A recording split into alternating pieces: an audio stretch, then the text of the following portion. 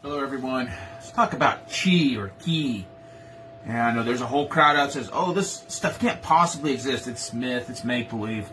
Well, we have the problem because we have a whole bunch of people out there that throw magic chi balls and do no-touch knockouts, a whole bunch of BS. And if you think that's what chi is, and you let the frauds and the charlatans define what it is, then of course you're not going to believe it. Now, I commend you for not wanting to believe the magical snake oil, but you're also depriving yourself of a human treasure that's been known about for a very long time, just because you don't want to be associated with the Chi Ball masters. Now, I teach Qigong and yoga and other methods that deal with Qi and Prana and whatever other language you want to use to define the exact same phenomenon. Reality is, there really is something there. And it's pretty simple to describe exactly what it is. And once you know exactly what it is, there's no going like, oh, it's some mystical force that doesn't exist. It's all magic hocus pocus. Well, let's tell you what it really is.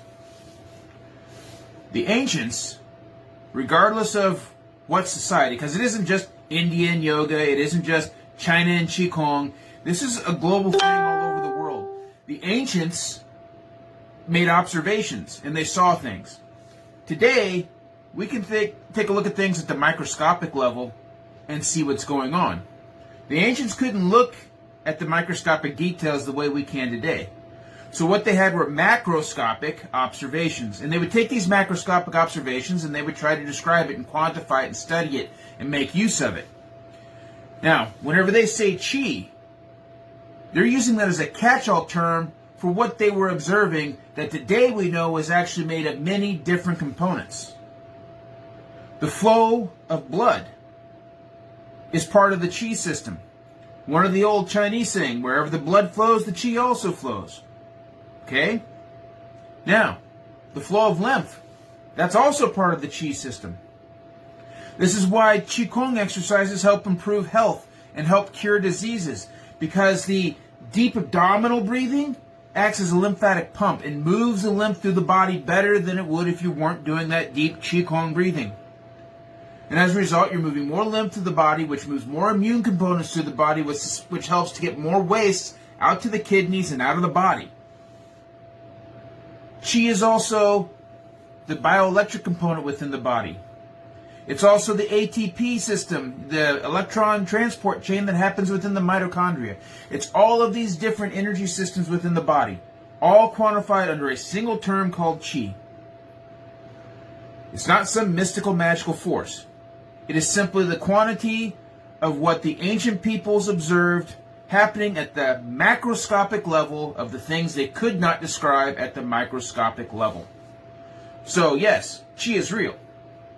And today we know it is all of these different things that we had no idea, or that the ancients had no idea what was actually going on.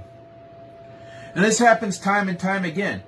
I mean, like, for example, take a look at alchemy. They wanted to sit there and turn lead into gold. The ancient alchemists had absolutely no clue that their goal was actually very possible, and today we can actually do it. They weren't able to make the subatomic observations that we could make to actually make that alchemical goal a reality. So all these ancient sciences, I mean, you can poo-poo on them all you want. The truth is, they were making observations. Their observations came up with models. Those models were used to do things, but they were basing things upon their macroscopic observations of what was going on at a microscopic level. And today, we know a lot more about that microscopic level, but we still don't know it all. So that's what Qi is. Qi is not some mystical magical force. It is the observations of the ancients of what they saw happening at the macroscopic level that they could not explain at the microscopic level like we can today.